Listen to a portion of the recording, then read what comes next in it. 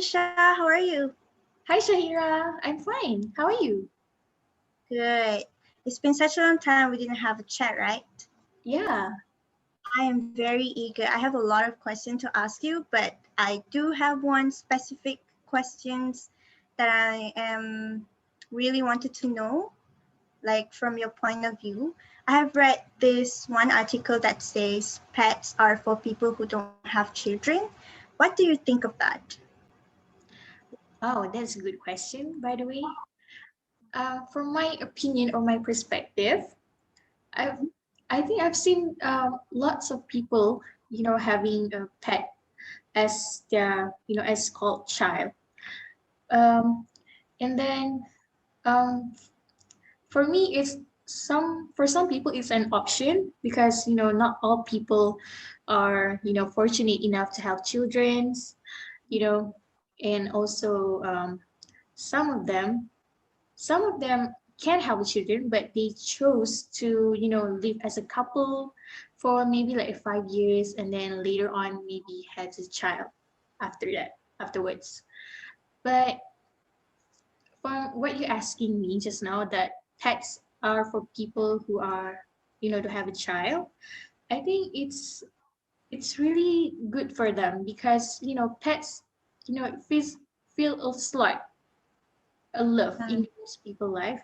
Pets are very caring. If you love them, sincerely, they will like treat you goodly. They're sometimes they're so cute. You can even like handle their cuteness. Yeah.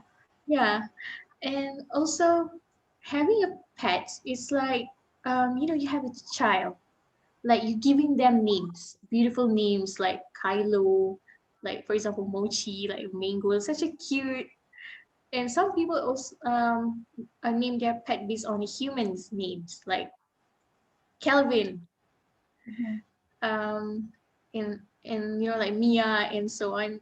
So it feels like you have the interaction with the human, but actually it's just your pet, the one that makes you happy. And when you have a pet, you also can talk to them just like you talk to human. You can share everything with them, even they don't understand you and you don't understand what they give reaction back and everything. But it's always good to have something or a thing that listen to you, even though it's not human, as long as it gives like a what like interactions on everything. And I think um when we spend lots of times with them, uh our connection will be close, just as close as we has a child, and then we treat them goodly, and the connection will be really really strong. So your pet always know, "Oh, this is my owner, this is who I need to be with, who I can be with." And having a pet is also will be less commitment than having a child. You still need to bath them, give them foods and drinks and everything. But if you have a child, you need to send them to schools. You need to take care, teach them how to be independent and everything. But when it comes to pet, it's less commitment. Okay. And also, pets can be like proven to be the best healers for those who cannot have a child. Maybe we don't even know, maybe they tried really hard to have a child, but it's just that maybe it's not their time or they're less fortunate. So it's kind of sad, but when having a pet, it kind of feel your emptiness inside you and your partners.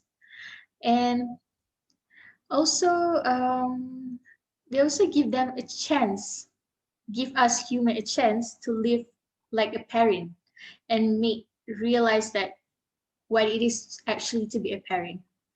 So um like I said, if that person like chose not to have a child yet, by having a pets, they can practice how to be good parents, how to be how to take responsibilities, how to do this and how to do that. And yeah, It's just that it's on my opinion from what I can see, but it's just that um, you know, it's really sad to see some people are not lucky enough to have a child, but pets can really be your best friend. So that's from my opinion. And Oh, I okay. I like your point of view actually. I agree like most of parts you are saying like I think pets are a great company. speaking about questions, I also have questions for you. Oh really? I wonder what that is. You know, when we make mistakes, Hmm? what we actually like learn from it? Do you have like any kind of experience about making mistakes and then you kind of find out about what you learned from it? Oh, that's a very good question by the way. Thank you for asking that. I really wanted to like share this. I really wanted to open it up to someone, but I never get the chance. So thank you for giving me this opportunity. You're So, welcome. okay. So I think as a humans, we are going to make mistakes. It's what makes us a human. And most of the time, the most effective way of learning is from a mistake. Okay. There are several important lessons I learned after I make a mistake. I am actually very nice and easy to be around, but I please people too much. I am upset. I obsess over trivial things that other people don't even notice, like the small things. Like, before I'm posting that, I would just like think like how everyone will look at me like that. I know that I'm capable, but I don't fully believe in myself. That's one of the mistakes that I've made. Um, After I drop out from university, before this, I entered another university. I was actually never in my life ever imagining how my life could be after I dropping out. Like I never think of that. That time I just think that I want to drop out. Like I didn't think about how it will be affecting my life after that.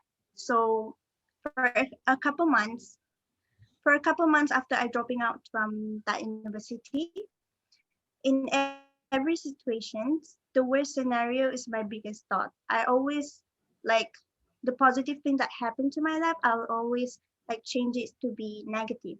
I always think like negative way, and I always says to myself like, why me? Like I always ask, why me? Why is this happening to me? Like why not everyone else? For a couple months, I never told anyone, but like that was like the lowest point in my life. But I'm very glad that I'm dropping out. That was like my biggest steps in life, which is I think that's a very good choice that I ever made in my life.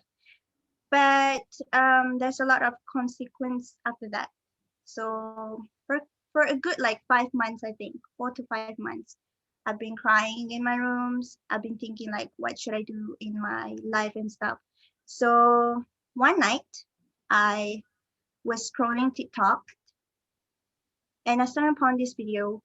And she said that when you overthinking, you should write. When you tired, you should read. When you sad, you should exercise.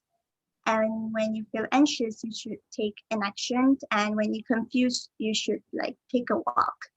And after that, I was just like think about it and stuff. And then at some point, I have to understand that I am the one who is responsible for my own emotional intelligence. Um, it should no longer be about who hurt me or who made me this way. It should be about what I can do to fix my problem. Playing the blame game, like asking why me and stuff, will leave me stuck in a bad place forever. After all, deep down, I know what I'm capable of. there's even moment where I get a glimpse of all the potential I have. I just know I can get there, even though even though I feel like the world was like turning around, like turning back around. But um, after like several months, then I just realized. But yeah, and then I just have to be willing to sacrifice my habits, things, situations that are standing in the way of my success. So I just have to change my habits to um, like fix my problems. So to conclude everything, I have comes to conclusion that important lessons that I have learned is that my past does not dictate my future. And one more thing, I always remind myself that I will not make a permanent decision based on temporary mood swings. So that's it. That's like the Wow, important. that's a good point. I mean, like, yeah, it's true that we all, been through something that, sometimes we think that it's the end of the world. Yeah.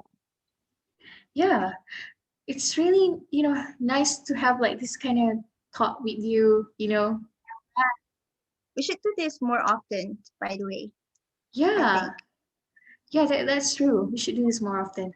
Right. Yeah, I hope that we can, do this in the future, you know, Yeah. keep doing this, keep Mhm. chatting with each other. And yeah, I hope your family doing well.